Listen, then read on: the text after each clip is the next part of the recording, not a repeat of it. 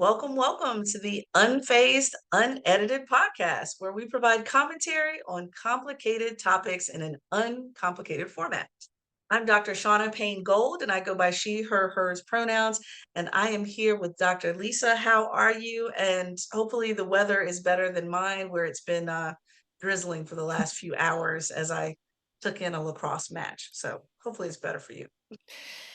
No, it is not better for me. Hi, everyone. Lisa Ingerfield, she, her pronouns. It is snow and rain here, and I went outside and cleared off my kind of table in my backyard to cover it up, and it had at least 2 inches of snow on it already. No So it's the way. Oh, heavy, wow. yeah, it's the heavy wet stuff. And I was driving, I took the dogs out for a drive because it's not really walkable weather, and then was driving up this hill and this car went by me and I had the windows open because the dogs like to have their heads out the window and he or she, I actually don't know their gender, like went through some slush and the slush like came up, hit through the window, covered me. My Mhm. whole left side in slush. The dogs got soaked. Like I had to pull over, I couldn't see. Oh, wow. So it was, yeah, it was bad. Yeah. No, it's not that bad here. It's not that bad here. Yeah, yeah. Well, good to talk with you. And I know the weather is ridiculous, but glad that you're here on the podcast with me. We are ready for the word of the week today, which happens to be belonging. Right. Many of you, if you've been doing this work long enough, or even if you're a bit newer to this work, you've probably seen obviously the D, the E, the I that we talked about before, but then sometimes there's a few other words that hang on to that acronym. And one of those is belonging, the B, belonging, the feeling of security and support when there's a sense of acceptance, inclusion, and identity for a member of a certain group. And hopefully, this allows that individual to feel as if they can bring their authentic self to work. And so I realize for a lot of people that have not experienced this lack of belonging, if you will, it may be almost hard to imagine that someone can show up and not be able to fully show up at work. Like, what do you mean you're leaving some of yourself out of work and then you pick it back up when you leave work? And that could probably be a concept for folks that have had the privilege of feeling belonging in their workplace their whole lives. But there are many people that, what I say, Lisa, there are some identities that you can literally unzip and leave the suit outside the door and then you put it back on when you leave. There are other identities where you simply can't, like being African American or being someone other than white.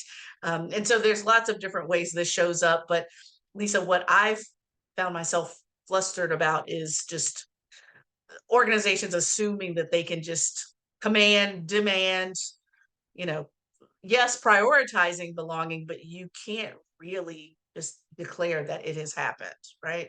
And I don't know if you've heard it that way or not, but that's the Hmm. way I've heard it. Hmm. Yeah, I like the way you frame it as an outcome, right? Like you have to create the conditions in your workplace that are Hmm. both policy conditions, but also environmental conditions Hmm. for a person to feel like they belong. You can't just snap your fingers. You can't just like write a policy that says everyone belongs. Right, Go right, forth and exactly. belong. Yeah, Exactly. it's much deeper. Yeah. Exactly. Yeah. And for those who have never felt as if they did not belong, there, Hmm. it may be harder for them to understand, oh, I can't just say that this must happen. Hmm. No, you can't just say this must happen. So that's the part the process needs to lend itself towards hopefully that outcome, but it may never be that full outcome. That's determined by the individual. So yeah. Hmm. Absolutely. Absolutely. Yeah. So, Lisa, let's dive into our first phase, which comes from Lisa, you know how I do. I will bookmark an email or I'll throw it in a folder somewhere and then I'll come back and look at it later. And this is one of those emails that I threw into a folder and it later kept popping up repeatedly on LinkedIn. Um, was a report by Chief, which is one of the largest organizations in the world that is doing group coaching for C-suite individuals that are women. And so I've been engaged with them for a long while. I've done coaching work with them in the past, and they're always coming out with some good stuff, Lisa, to read in regards to reports. And so this most recent report is called The New Era of Leadership, where they surveyed 600 C-suite executives, and they all from are from companies that had at least 500 employees. And those that participated in this were 75% men, 25% women. Lisa, you and I know to have like a full pause right there with the binary. But out of those folks that were actually participating in this particular survey, 80% of these executives say that they are still committed to DEI and creating new initiatives, or continuing, at the very least, continuing at the same level when it comes to their DEI work. Only 20% of those folks said they plan to cut back or eliminate their DEI initiatives. But this is what gets interesting, because Lisa, you and I have talked on this podcast before about putting your money where your mouth is, speaking truth to power, naming when things happen in the world. 54% of employees and 53% of consumers of those same organizations believe that CEOs should speak publicly on political and social issues. All right. Now, this is fascinating because, again, those CEOs are a little antsy about that because they are quoted multiple times in multiple ways. They pull out an exemplar of the sentiment, but the general sentiment is speaking out on such topics is riskier than being silent. Now, Lisa, this is not news to us, obviously, but at the same time, when it comes to leaders who have one expectation of themselves in the role and then another expectation from employees, the consumers that make decisions as to whether they're going to buy their product or services or not, the pressure is coming from externally mostly. 73% of external voices say they should say something, 60% of internal folks, and then 58% of company leadership feel as if they should say something. And so this leaves me, Lisa, at a loss, because I'm appreciative that 80% of these CEOs are still committed to this work, regardless of the sound bites that we hear out floating around in journalism. But yet at the same time, some of these statements or lack of statements does not align with their intent. And that's what's really alarming to me, because Lisa, you and I know, based on what we understand with change management and so forth, if you want to see change, usually there needs to be heavy articulation and communication from the top. And so for folks to say outright, I'm uncomfortable saying it from the top, ooh, that makes me a little nervous, Lisa. Real nervous. Yeah, I think it's just this ongoing problem. I'm looking here at the stats that you have copied related to this report, the ones you've mentioned. And I mean, I'm thinking about after George Floyd's murder, right? And the number of CEOs or companies that spoke out, but that speaking out ended up being fairly hollow and performative. So I'm curious, this pressure, this 73% of external voices want the speaking out, or so no, 54% of employees and 53% of consumers believe that CEOs, that's what you said. That feels only half the story to me, right? Like, so is it just the speaking out, or is it the then following through on the thing you just spoke out about, right? Because I feel like, sure, there's a risk with speaking out, but if you don't do anything else, like that risk is fairly minimal, right? I mean, Mm-hmm. I'm thinking about Disney in Florida, right? So the Disney Oh, CEO yes. spoke out against some of the laws that were passed down there that really harmed LGBT QIA youth, and particularly in schools. And they spoke out about it. And then Governor Ron DeSantis decided to essentially strip them of their kind of political or governmental status. I forget exactly what the deal was, but so they experienced quite a Mm-hmm. risk. I think they then sued DeSantis, so they did not take that lying down. But No, no. oh, that's it. I'm just pausing there. Take that lying down. We should figure out what the origin of that phrase is, because that feels Oh, like that is not a good phrase as I'm just thinking about it. yes. Yes, yes, yes, yes. They were Um, not passive so anyway, when this occurred for them. right. It- Yes, they were not passive. Um, right. and and Disney is a massive company, right? So they have a lot more power, because even 500 employees, I think by governmental standards, is still considered a quote unquote small business, isn't Small it, or something? business. Yeah, yeah, I believe so. Yeah. Yeah.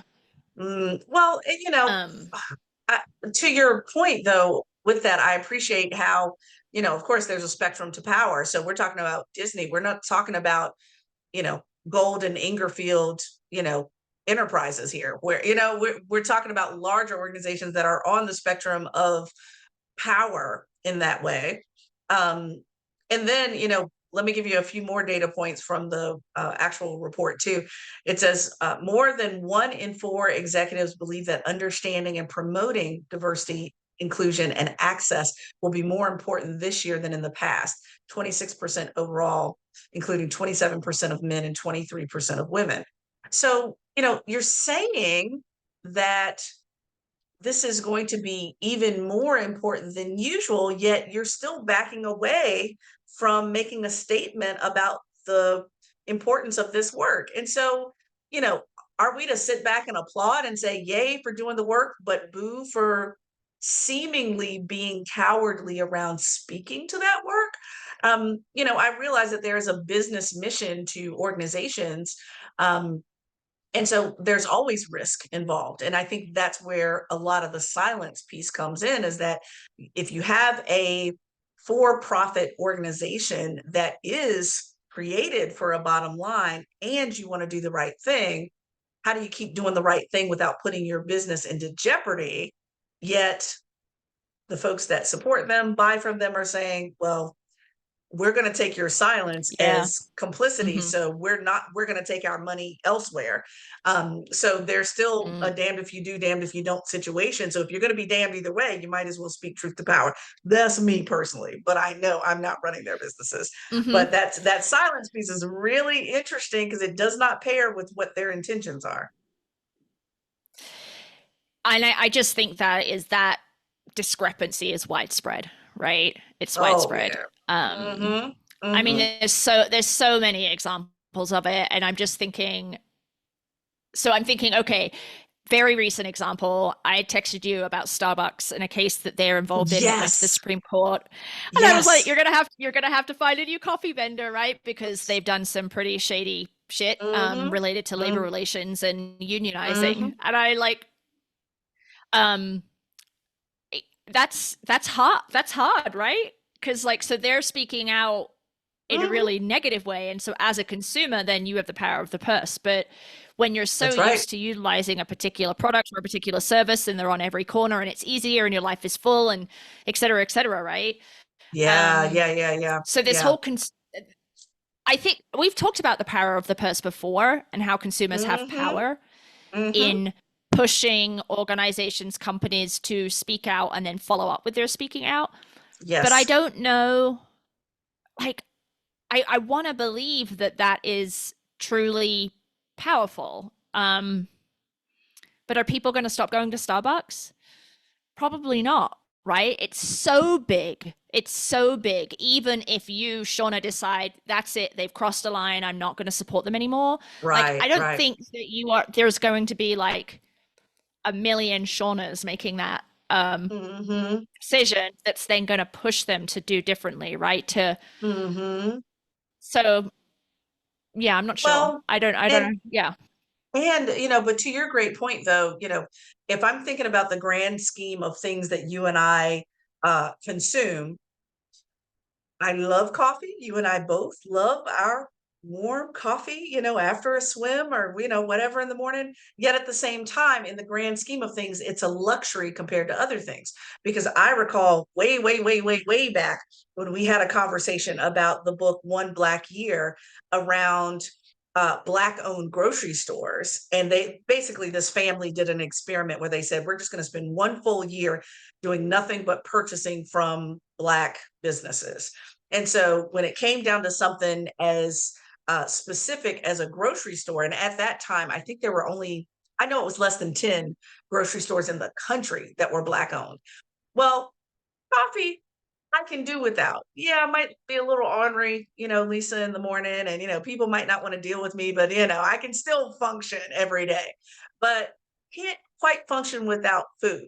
And so me making a decision to remove myself from the luxury of a chain that really doesn't need me versus trying to be more equitable when I know that the closest uh, minority owned small business family grocery store is over 50 miles away, and it's a necessity, not a luxury, those are more difficult decisions to be made. And so, as I'm thinking about the consumers that participated in this survey, is that, what types of companies are you thinking about? Are you thinking about a luxury item, or are you thinking about a necessity?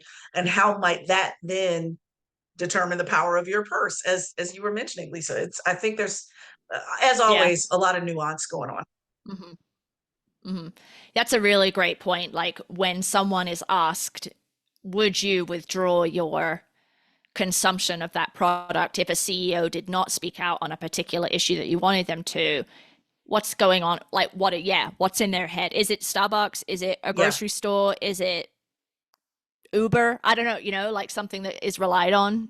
That's a really, really important point. Yeah, yeah, because I remember in that book, and again, it's kind of fuzzy in my brain, but in One Black Year, I remember them talking about the grocery store issue and so forth, but then also talking about consumption products. So, for example, at that time, they had a baby in the household. Well, when you're in a clutch situation, you can't drive 50 miles to get a box of diapers for your kid. I mean, so things like that I just popped in my brain. There's some things that I can do without that I don't want to, but will. And then there's other things that I literally cannot do without, like, you know, certain food, or if you have an allergy in your home where you have, a loved one who needs this specific type of milk, or, whatever it may be, the dependency on whatever you're consuming would certainly play a role in how I would respond to all this. Starbucks is really, Hmm. really low on my priority list compared to everything else. Hmm. And Yeah. so it would be an easier divestment than it would be groceries, or oat milk for the boys because they're allergic to cow's milk. That's a different no versus a need no. So yeah. And we're not even going to get into the stuff that's monopolized in the world that we don't even have time to get into, where it's like, you're the only one that gives this to us, so we have to, and there's like no possible way to divest. Right. That's a whole Right. nother Right. conversation. Yeah. Um, uh, all right. So let's move into phase two and yeah. thinking about something that we all need, and that is safety. I'm going to talk a little bit about a bill that was passed here in the UK, United Kingdom, here in the last week, that I'm going to be watching Shaunna's facial expressions here on the YouTube clip because she doesn't know much about this. This is I'm going to intro It's to fresh. her Yeah. and to the listeners. Because I, as a British person, am absolutely disgusted by what happened. So this past week, the UK Parliament passed into law essentially a policy that any asylum seeker coming to the United Kingdom without official papers, so in US parlance, that would be an undocumented person coming across on a boat. There's tons and tons of folks who come across on little boats from France across the channel, and that has increased. So any person that is coming across in that manner will not be eligible for asylum in the UK and will be put on a plane and flown to Rwanda. And in Rwanda, they will be able to seek refugee status in Rwanda, not off island refugee status to come back to the UK. No, they will not be eligible at all for asylum in the United Kingdom. Rishi Sunak, who is the current prime minister, Conservative Party has been in power for 14 years, basically has created this policy that will essentially, folks will arrive, they will be undocumented, they will not be eligible for asylum, they will be put on a plane, the plane will take them to Rwanda, and there they will be dropped, right? And the UK has a Supreme Court, it's much newer than the US, and that Supreme Court had already previously ruled that this was a violation of international law, but the Conservative government went ahead with it anyway. The House of Lords, which is the unelected version of the Senate, essentially has been trying to stall this bill from passing, wanting to do some amendments, wanting to monitor the safety in Rwanda. That didn't get on there. Anyway, they finally acquiesced about a week ago, and the bill went through, and Rishi Sunak is saying that he's going to be putting people on planes in about 10 to 12 weeks. And it's going to be challenged in court And he has also said that if the European Court of Human Rights finds that the law is illegal in violation of international law, then he is going to take the United Kingdom out of the European Convention on Human Rights. Just so he can deport people seeking asylum. So they are fleeing violence, political persecution, poverty, all these other things, put them on a plane to Rwanda, which granted is not as unsafe as it was in the 90s when there was a genocide happening. But it's still not super safe. Case in point, the UK is still admitting Rwandans under asylum petitions. So the UK is saying Rwanda is not safe enough, and we are going to grant your asylum petition, Rwanda person. But it's safe enough to divert all of these asylum seekers who are coming across on boats from France to Rwanda, where, you know, good luck, have at it, build your life in Rwanda, this like not quite safe country. Right? Anyway, my voice is getting higher because I'm so pissed. It's so lacking in any humanity, integrity. It is absolutely disgusting to me. So, curious, Shaunna, your facial expressions are telling me something, but for our audio listeners, what are your thoughts on that? Look, let me, oof, okay. Let's rewind. Let's rewind. As Dr. Lisa just mentioned, this is my first time hearing about this. Last week I had a bunch of training going on, so I have not been paying attention to what's been going on in the world. But let's pull a string here, Lisa. Let's pull a string from what we've talked about previously and where we're going right now. So we just got through talking about the word belonging, Lisa. How about that? That's the first thing we just did. The second thing is that I believe we referred to this in a previous podcast too, that this is the 75th anniversary of the Human Rights Act. So, you know, when you have this level of disregard of human rights, to your point, by definition, asylum means that folks can apply for asylum if they are fleeing a conflict or any type of persecution. And on top of that, you're not to make a U-turn where you're sending them back into the very same conflict or persecution, or in fact, a worst case situation of putting those individuals in harm's way or danger. So are we just saying this is a game of, Lisa, did you ever play hot potato when you were a kid? You know, where it's I don't want it, so you hand, let me share with you No. what hot potato is. Hot potato is when, like, you could take anything. You could take a football, a basketball, a little hacky sack, whatever. And the goal is no one wants to be caught holding it. You keep passing it. You keep throwing it around. It's a hot potato that nobody can hold for too long. Are you telling me right now that these individuals who I would, and Lisa, please correct me if I'm using the wrong language here, folks that I would consider migrants are now being in the middle of this game of hot potato where we're going to send them to Rwanda or just anywhere that is not comparable or any better than the challenges they were experiencing before, because the UK is saying this is not our problem? Is that where we're I going with mean, this? I mean, pretty much they're saying that. I mean, it's the same rhetoric in the UK that you have here in the United States related Yeah. to migrants crossing the southern border, right? It's Yeah. racist, it's xenophobic, Of it's course. a complete lack of care and consideration. So, yes, it's a hot potato in the sense of the conservatives, like the Republicans, are generally anti-immigration, particularly Of immigrants course. who have brown skin, right? Um, and so, yeah, we're just going to be a stop on your journey to Of Rwanda. And course. I didn't mention that the UK government has contracts or agreements in place with Rwanda, so they're paying Rwanda money to do this.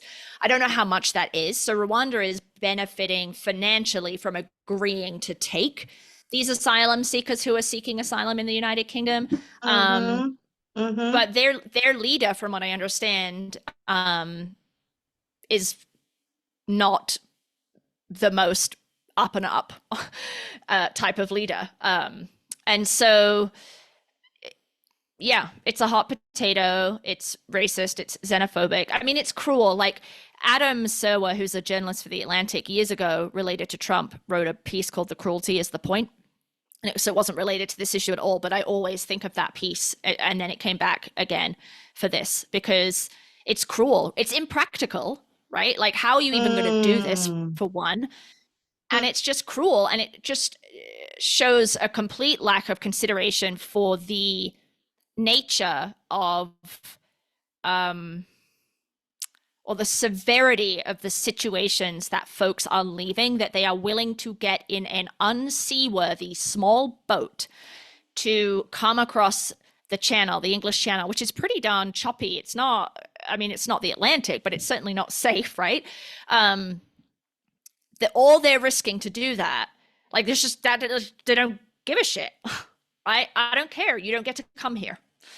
No, And we're going to no. send you to this country that is so far away. Like, even if it were safe, it's so far Yeah, away, right? And you yeah, can't just yeah, say a yeah. country is safe, which is essentially what they're doing. They're saying Rwanda is safe.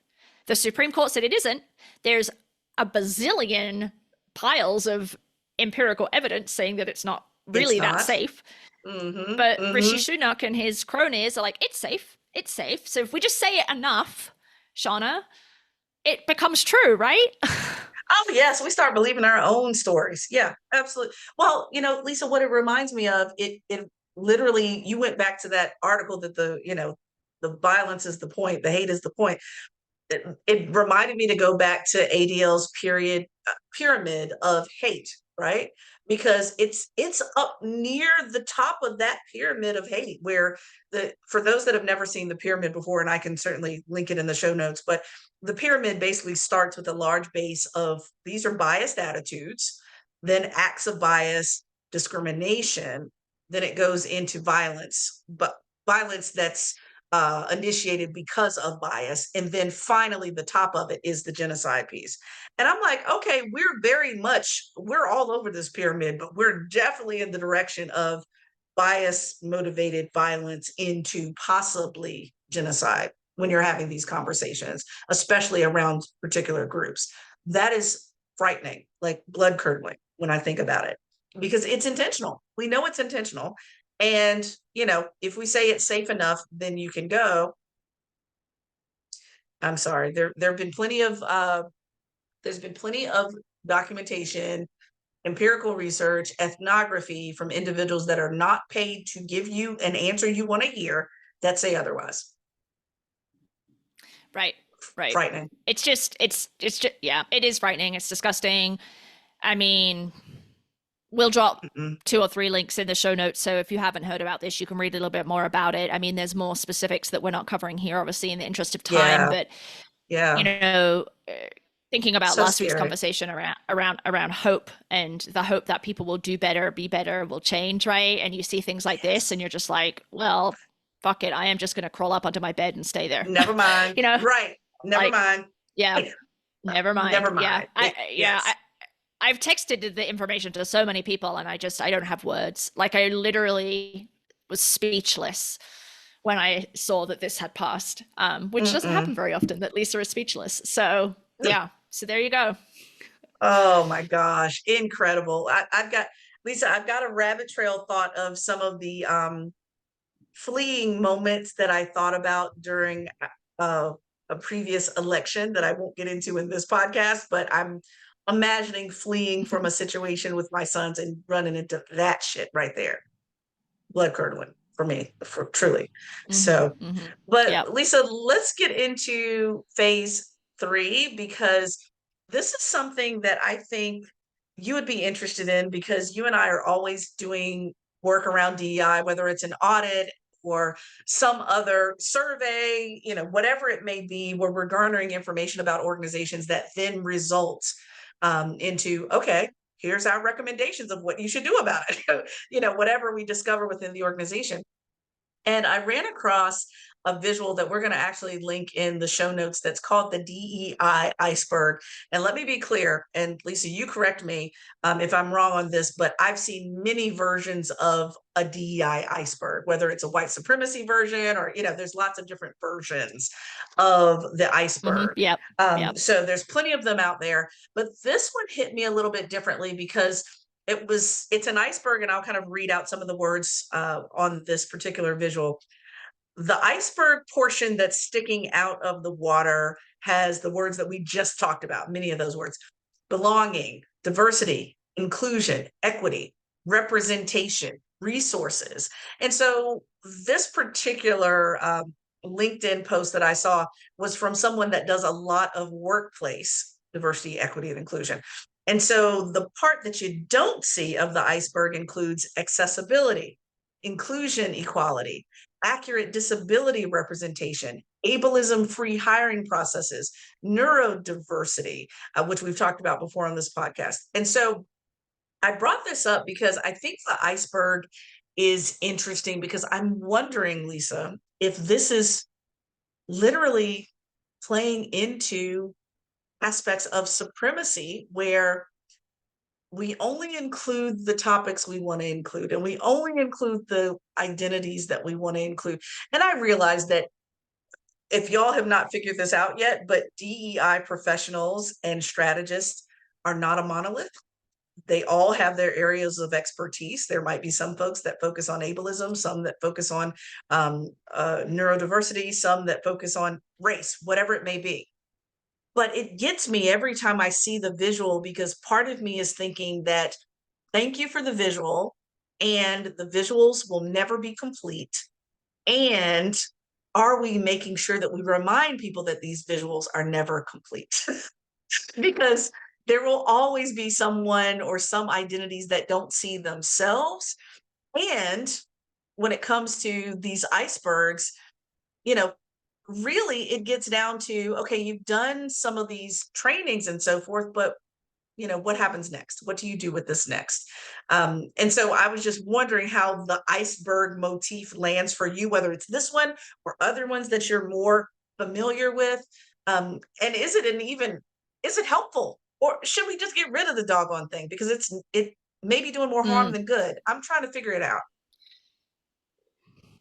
It's interesting. I mean, I came across the iceberg image in the 90s when I was doing international education stuff, and it's related to, the top of the iceberg above the ocean are the things you see in a culture that isn't your own, right? So, like for me, coming from Britain to the US, McDonald's, the president, right? Congress, skateboarding, I mean, skateboarding happens elsewhere too, but like I'm just trying to think of some stereotypical things, right? And then there's all this other stuff that exists under the water at the bottom of the iceberg that I, as a visitor to a country, don't know about. And I am still learning that stuff. Even after 20 plus years, there are things in this culture that are just invisible that I don't have any historical context for, right?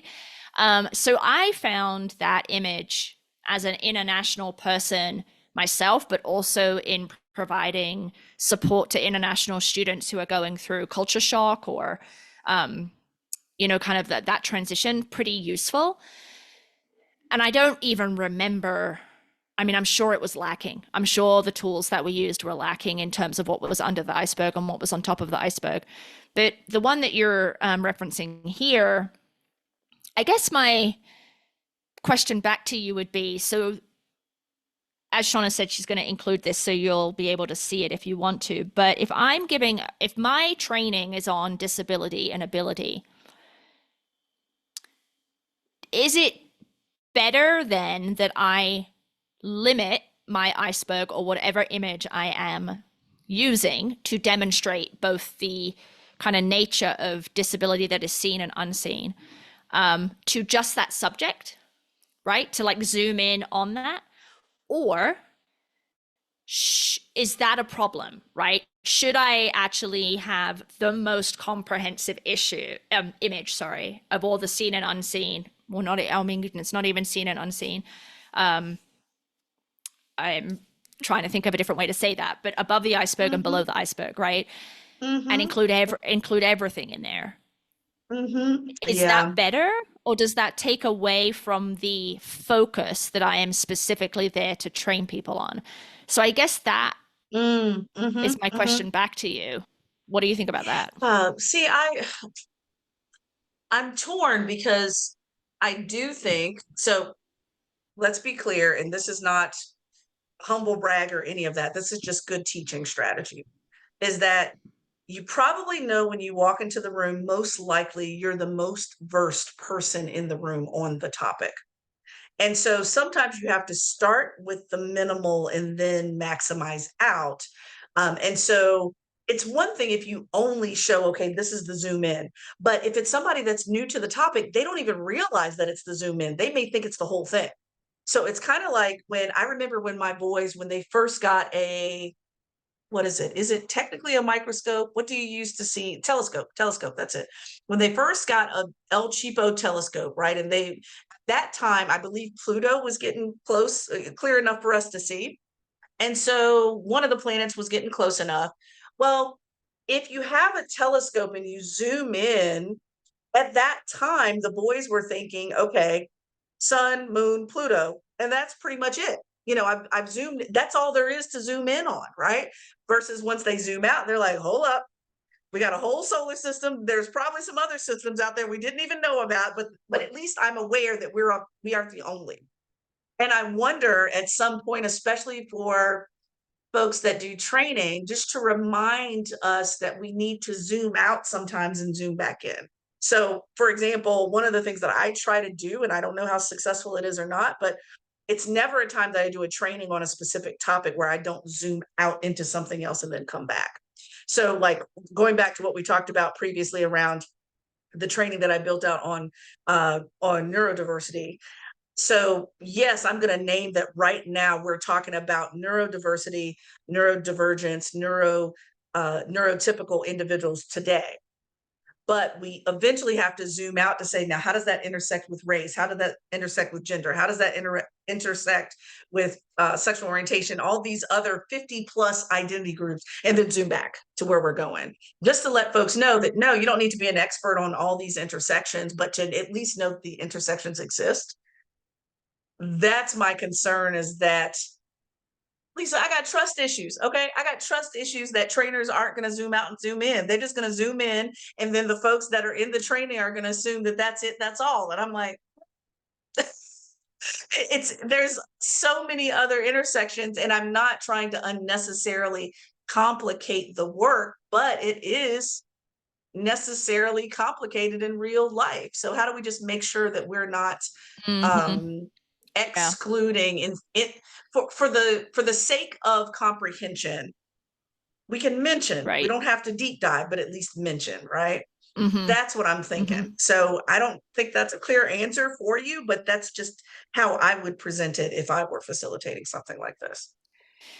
No, it is a clear answer, I think. I mean, and so this image that you've pulled for us to discuss today, we don't have any of that context, right? We don't know whether the Right, trainer right. used the image as one of many, whether they Mm-hmm. contextualized broadly to say that there's so much more here, but right now we're focusing in on this.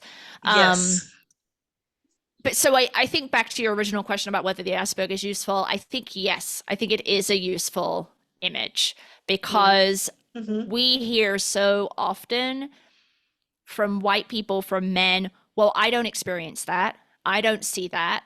I haven't noticed that as Mm-hmm. um as a reason to gaslight. There's another definition for you. As a Oh, reason yes. to minimize a person's experience, right? And so I Mm-hmm. think the iceberg with its above the water, below the water piece can help acclimate people to the fact that just because you are unaware of it doesn't mean it's not there operating in the background, right?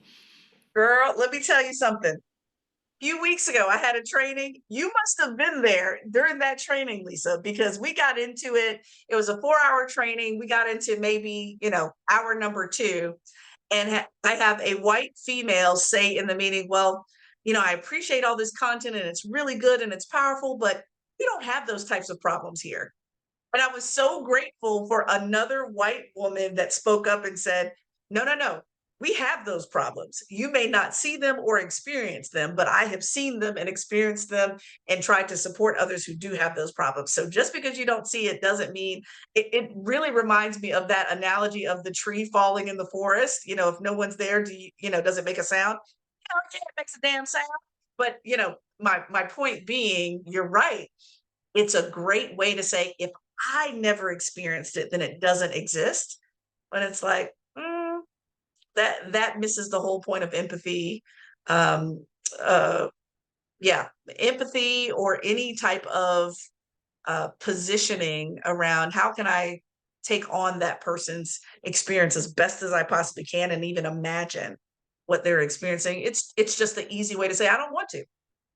I don't want to accept that you've experienced this and I don't want to even remotely get close to experiencing it. So therefore I'm just going to say it doesn't happen. It does. We know Yeah. it does. Yeah. Yeah. So, I mean, so if you're curious, iceberg of culture, iceberg of identity, Mhm. DEI iceberg, you can Google all those things. But we, as Mhm. Shauna said, will include the image that we're referencing here in the show notes. But I Yeah. think with that, we can wrap up for this week. Absolutely. So hopefully y'all are already following, but if not, make your friends follow us. Okay. Whatever, send it to your buddies on YouTube. We are there, Apple Podcast and Spotify. By the way, we only go up in ratings if you leave a review for us on Apple Podcasts or Spotify. So do that for us. Um, of course, Instagram, Unfazed Podcast, LinkedIn, Unfazed Pod. And that's usually where we drop the articles and some of the other supporting materials that we find especially after you've heard this airing. There are things that come out in very real time that we share. Email us at info@unfazedpodcast.com if you have a question or if you have a word of the week that you want a definition of. We can help you out with that. And then, of course, our website. Check us out. Everything is there, unfazedpodcast.com, where you can get access to both the old shows and the new shows. But again, if you like this week's episode, like us, share it, subscribe, leave a review, all those different things with your buddies, your coworkers, or anyone in this phase of your life. All right. So, Lisa, until next time. Yeah. And as Elvis once said, don't be cruel.